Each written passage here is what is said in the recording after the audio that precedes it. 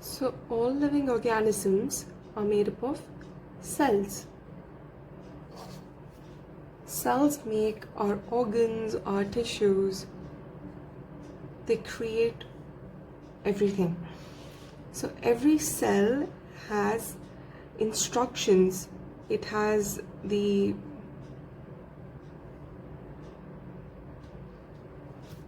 every cell has instructions to tell it how to function, how to maintain, and how to build an organism. And these instructions are stored in the form of our DNA, which is our genetic material. DNA stands for deoxyribonucleic acid. Almost all the cells in our body have the same DNA, and this DNA carries all of the genetic instructions to build and maintain an organism. So let's see about what DNA is, what it's made up of, and how this material, the genetic material, is organized in our body. So first we need to know a few basic things. One is bases, base pairs, nucleotides, a double helix, a nucleosome, and chromatosome. So we need to know the meanings of these words before we understand how genetic material is organized. So first, what are bases? Bases are just chemicals. Now, as I said, DNA stands for deoxyribonucleic acid. This is made up of bases. Bases are adenine, thymine, cytosine, and guanine. You can remember them as A, T, G, and C. We have about 3 billion bases. And base pairs, the next thing. Now base pairs are pairs of bases. Simple, but not every base can pair with any other base. Adenine pairs only with thymine. Cytosine pairs only with guanine. This is the rule. So any pairs you see in DNA will be A and T, or T and A, or C and G, or G and C. Okay? So we saw bases and base pairs. Now, what are nucleotides? When we have a base with one molecule of sugar and one molecule of phosphate or phosphoric acid, that is called a nucleotide. So this is, say, our base, the structure of a nitrogenous base. We have one molecule of sugar and one molecule of phosphate. So this is a nucleotide. So we know that there are 4 bases. They form base pairs A, T, N, G, and C. And one base with one molecule of sugar and one phosphate molecule is called a nucleotide. Now what's a double helix? A double helix is what is the typical structure of DNA. We usually say a double helix DNA, or the DNA has a double helical structure. What does that mean? Now we just saw that a nucleotide, now this is one nucleotide, this is one nucleotide, this is one nucleotide. So a nucleotide is a base, a sugar, and a phosphate. So we have a lot of nucleotides.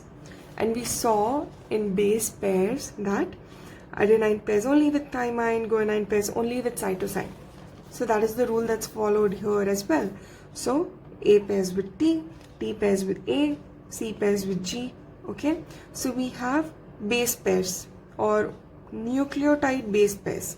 Okay, since these are parts of a nucleotide and these are base pairs, we are calling them nucleotide base pairs. And here on the corner of this orientation we have sugars and phosphates. So we call this a sugar phosphate backbone.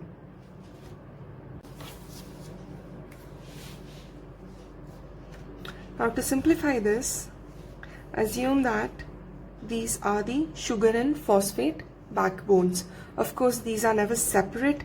These are parts of a nucleotide, but to show you the structure or to show you how the double helix is created, I've cut them out separately. So the sugar and phosphate backbone, and we have our bases here.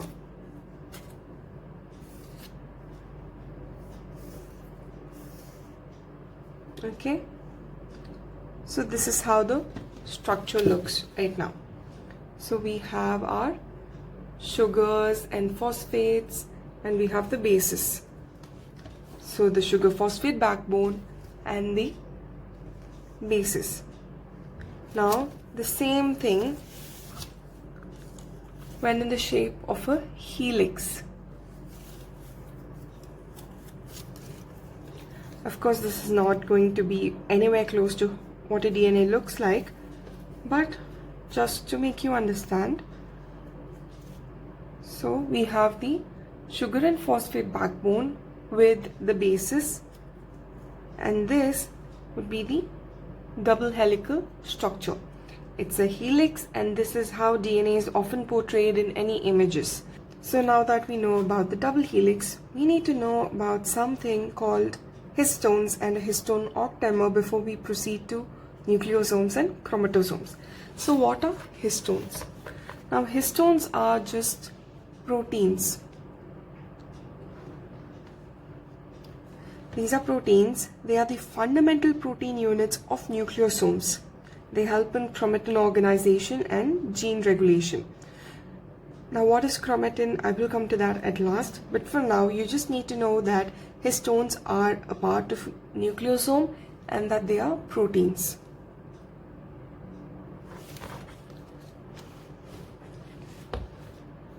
So now we have different types of histones. There are some histones called core histones. There are some histones called linker histones. So we are talking about core histones right now. So core histones are denoted by these alphabets and numbers. They're called H2A, H2B, H3 and H4. Okay, so we have 4 core histones and 2 each from these, 2 of H2A, 2 of H2B, 2 of H3 and 2 of H4. So 2 times 4, we have 8 histone molecules. So that forms an octamer. Octamer means 8. Histone is the protein. So we are talking about a core formed of 8 protein molecules.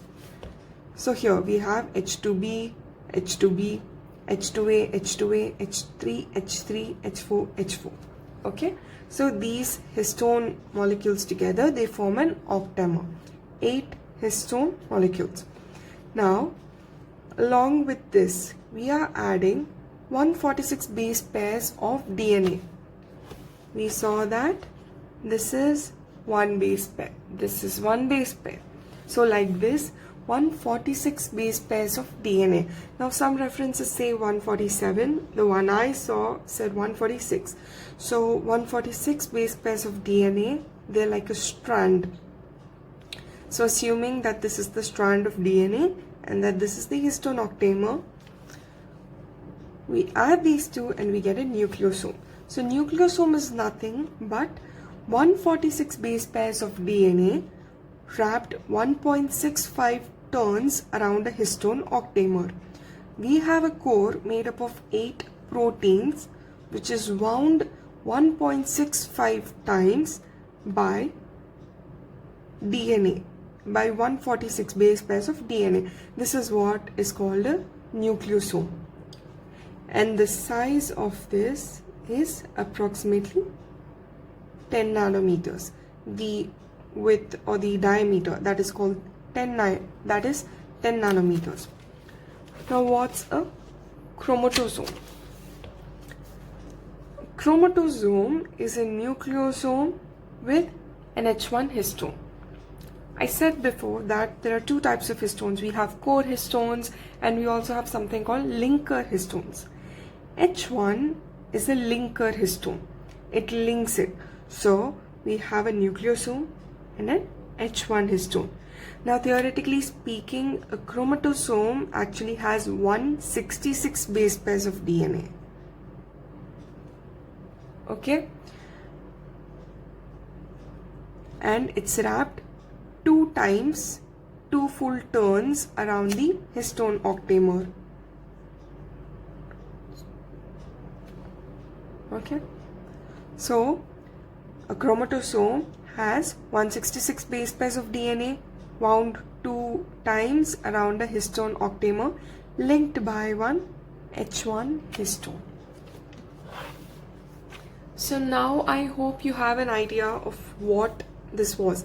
So first we saw bases. Bases are chemicals. Four chemicals called A, T, G and C. Base pairs are the pairing between these bases A and T, G and C.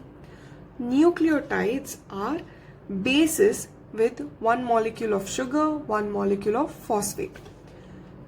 Nucleotides together they form a double helix.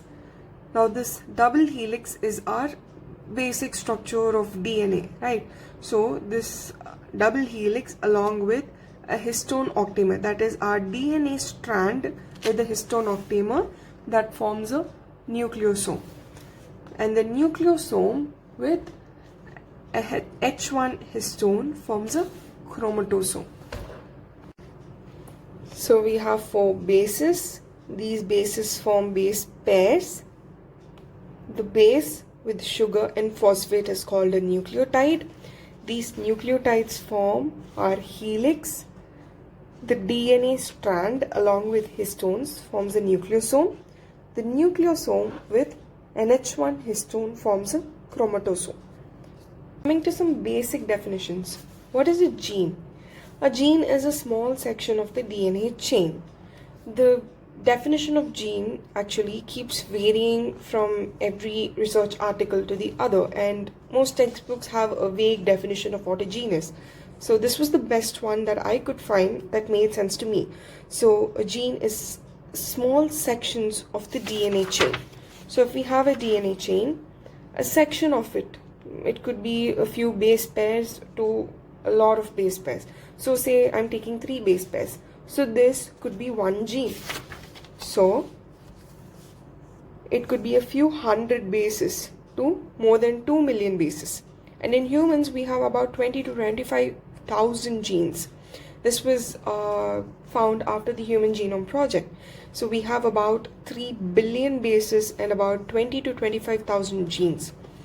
And us humans, we have 2 copies of each gene, one from each parent. Now what are alleles? This is another confusing definition. Alleles is a term that is used to refer to variations among genes or to variations among non-coding DNA sequences. Non-coding DNA sequences, I'm not going into detail in this, but it's just, as the name says, it's a DNA sequence that does not code for anything, okay? So variations among any of these is referred to as alleles. But to make it simple, every single gene, for every gene, we inherit 2 alleles. That is, instead of saying that we have a gene and that we have 2 copies, okay? We have copy 1 and copy 2. One is from the father, one is from the mother. So instead of saying this is one copy and this is one more copy, we can just say that we have 2 alleles. So we have allele 1, allele 2. Okay? Gene we just saw, so say this is the chromosome. Okay? We have one gene here, one gene here. Okay? So we are having 2 copies of the gene. So one could be, this could be allele 1. This could be allele 2. Okay? So allele is nothing. It's a variation among genes. So see, this is the same gene, this is the same, these two are the same gene, but they're slightly different. So then you call it an allele. That's all. So when we have the same alleles, we call them homozygous. When we have different alleles, we call them heterozygous. Now what's a chromosome? Chromosome is a very condensed form of genetic material. Now we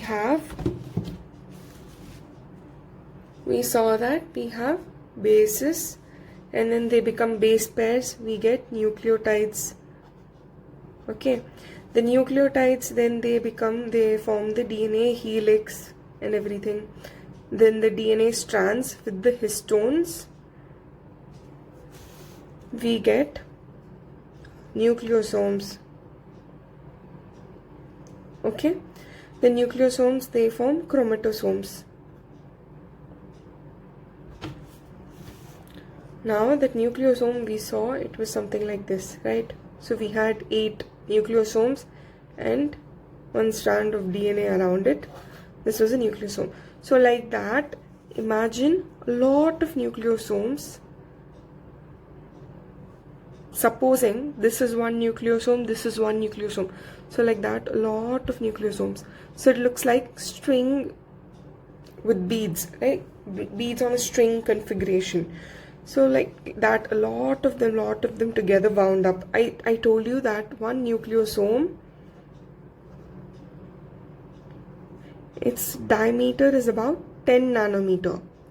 So with every turn, every bit of coiling of DNA and the nucleosomes and everything, the diameter goes on reducing and reducing and reducing, and we end up coiling it into a very compact configuration. So this is how we normally draw a chromosome, right? This is a chromosome, but actually this is very tightly coiled genetic material. These are all strands of DNA with histones and with nucleosomes and chromatosomes. Okay, so all of these together in a very tightly packed and condensed configuration, this is called a chromosome.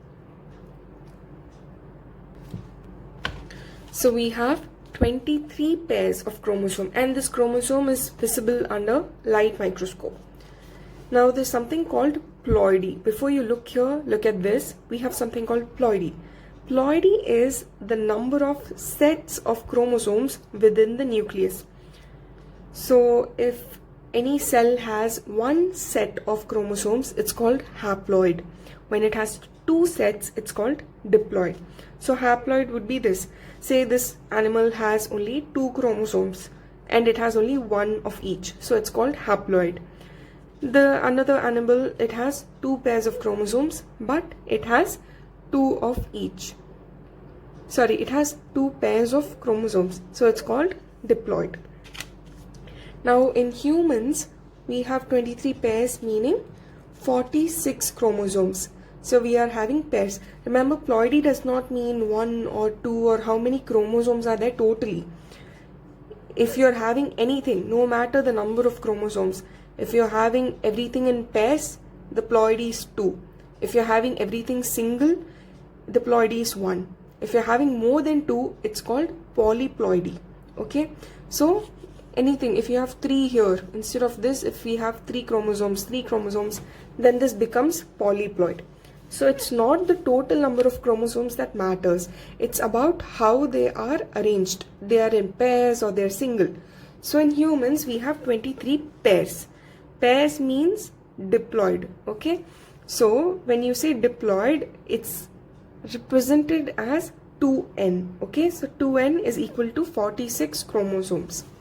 Now we have 22 pairs of autosomes and 1 pair of sex chromosomes. Now I said haploid and diploid. Haploid means they have only one set of each. Diploid means they have a pair of each. So haploid, the haploid configuration is present in sex cells. That is in sperms and ovum, we have haploid chromosomes. And diploid is what is seen in our somatic cell, rest of the cells in our body, that's all. Now chromosome, these, you must be knowing these. A chromosome looks like this, right? So this is a haploid chromosome, you can say this is diploid. So the ends of the chromosomes, they have repetitive stretches of DNA. Those are called telomeres, okay? The center, this is called the centromere. It's not exactly in the center. Its name says it's a centromere, but it's never in the center. It could be, it may not be. And on either side of the centromeres, we have arms. So we have a short arm, which is denoted by the alphabet P, small p. And we have long arm, denoted by Q. And these two, they are called sister chromatids. Okay? Now the last thing. What is chromatin and what is genome? Chromatin is a complex between eukaryotic DNA and protein. It sounds... Okay, wait. We saw that there was something called a nucleosome. So we had histone proteins. These were proteins, right? And then we had a strand of DNA. That was eukaryotic DNA. So any complex between these proteins and eukaryotic DNA is considered chromatin. It means in humans, we try to identify where all we have a complex between DNA and proteins here. Base and base pairs, no. Nucleotides, no. Till here, DNA itself is not formed. These are just chemicals, right? So double helix onwards, we have DNA. DNA has been formed here. So we have a double helix. DNA is there, but do we have proteins? No. Where do we have proteins? The next step, nucleosome. When there's a nucleosome, we have proteins and we have DNA. So what is this? This is also considered chromatin. Chromatosome. Chromatosome has DNA and proteins. Yes. So this is also part of chromatin. So all of this is referred to as chromatin. Okay. So the proteins are usually histones and twice the proteins as in DNA. That is what is in chromatin. So chromatin is nothing. You do not have to... A lot of people get confused between chromatin and chromosome. Chromosome is only a very condensed form of the genetic material. Chromatin is any complex between eukaryotic DNA and protein, like nucleosomes or chromatosomes. And the basic structure of chromatin is nucleosome. See, we just saw that nucleosomes, they're all chromatin, right? As per the definition. So the most basic structure of chromatin is nucleosome. This chromatin, when it is condensed further and further, like we saw here, that becomes our chromosome. Okay. Now genome, the last thing. What is genome? All of this genetic material, all of the information we saw just now, all the genetic information of an organism that is contained within its nuclear DNA, that is called genome, an organism's complete set of nuclear DNA. Now it might confuse you why it's being referred to as nuclear DNA. In humans, the genetic material is in DNA. Okay, it's called DNA. DNA is found in the nucleus of a cell and also in the mitochondria. That's why the specification that genome is all of our nuclear DNA.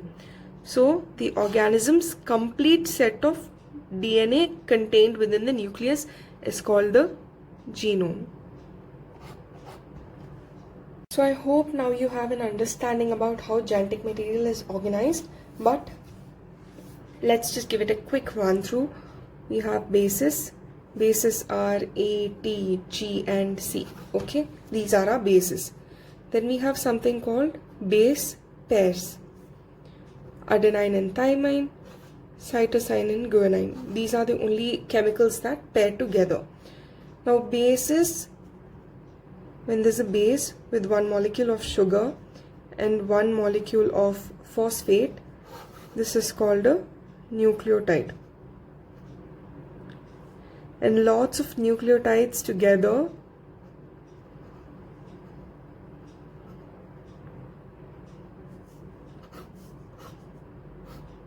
with the sugar and phosphate backbone, this forms a DNA helix, that is our double helix. Now strands of DNA with histone proteins, a histone octamer, that forms the nucleosome. Now the nucleosome with a linker histone. Okay, so we have a nucleosome with the strand of DNA and one H1 histone. This is a chromatosome. Now nucleosome, chromatosome, these are all complexes of DNA with a protein, and the protein here being histone. So all of this is called chromatin. This is referred to as chromatin. Okay. And our DNA helix, our DNA sequence, when we take a sequence of DNA A, T, G, C, and so on when we take it as a structure here. So when we take a sequence of DNA, it could be a few hundred bases to more than 2 million bases. As we saw, these are called genes. Genes are a portion of the sequence of DNA. And all of this genetic material, when condensed and coiled,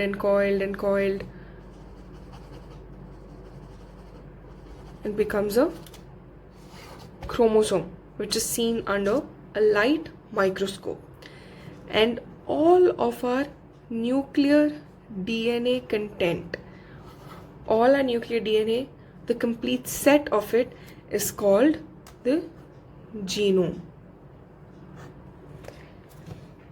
This video on genetic material organization was with regards to embryology, with regards to future videos concerning embryology. So I've not gone in a lot of detail regarding the structure of DNA or how the DNA sequence is written. So we will be covering those when we come to topics in biochemistry. But for the time being, if you have any other doubts, please do leave them in the comments. And thank you for watching this video.